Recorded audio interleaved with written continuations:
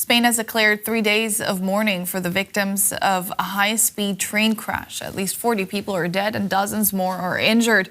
The accident occurred overnight in the southern region of Andalusia. Authorities are struggling to identify the victims as family and friends of the passengers desperately wait for information. Dozens have already been confirmed dead, but rescue teams continue to search the wreckage of the two trains that collided at high speed. On Monday, Spanish Prime Minister Pedro Sánchez visited the crash site.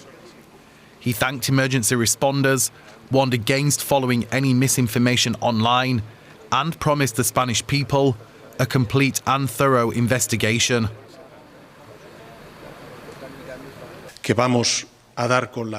We will uncover the truth. We will find out the answers. And when we know the origin and cause of this tragedy, as we must, we will inform the public via the media with absolute transparency and clarity.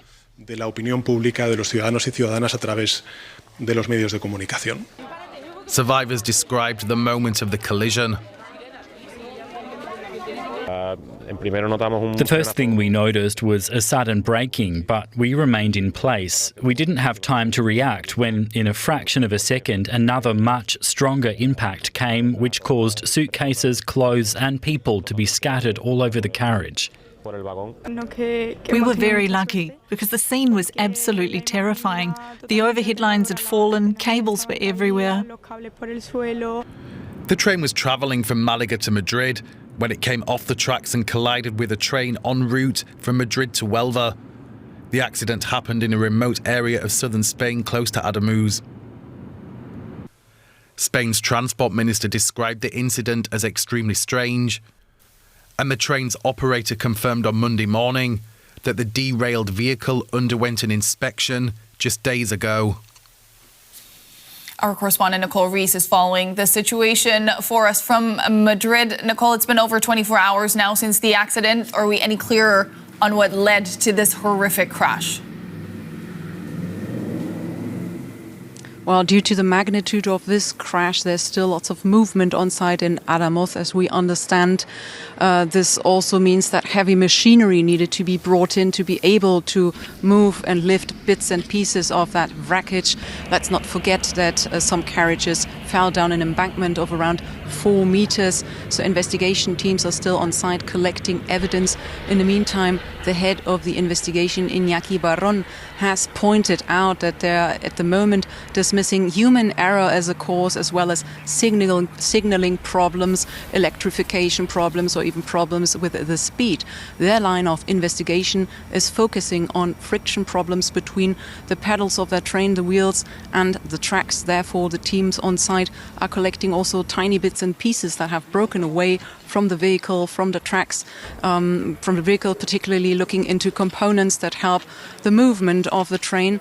They will be sent into a lab, and this will probably take a few weeks until they have some clarity on whether there was a problem on that certain point. In the meantime, we've also heard from the transportation minister here in Spain, from Oscar Puente.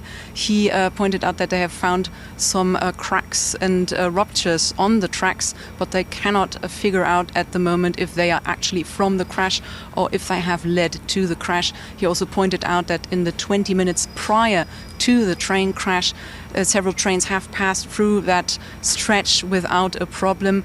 It seems to be that investigations are on a way and into a direction, but there's a lot of uncertainty and unclarity about what actually caused the crash at this time. And uncertainty and unclarity also when it comes to identifying the victims. What do we know about the 40 people killed in the crash?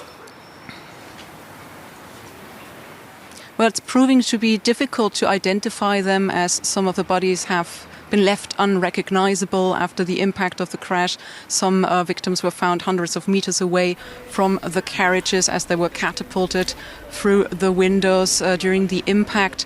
And nevertheless, there are there are forensic teams from 6 different provinces here in Spain that have been drawn in. They're trying to identify victims via fingerprints, also via DNA samples of family members who have come to Adamos to see how they can contribute as well to finding out out whether their beloved ones are on that train or are among the victims. We know that only a handful was identified by yesterday evening. We know, for example, that there were, for example, members of the police on that train, people who were going to have professional exams in Madrid for job listings, and also in a very tragic case, a 60-year-old who lost the whole family in this train accident as they were heading to Madrid to see the Lion King musical. So really people of all walks of life, and we can only imagine the ordeal their beloved ones must be going through, especially also the ones who haven't gotten that certainty yet, as the forensic teams are trying to identify the bodies. DW's Nicole Ris in Madrid. Thanks for that update.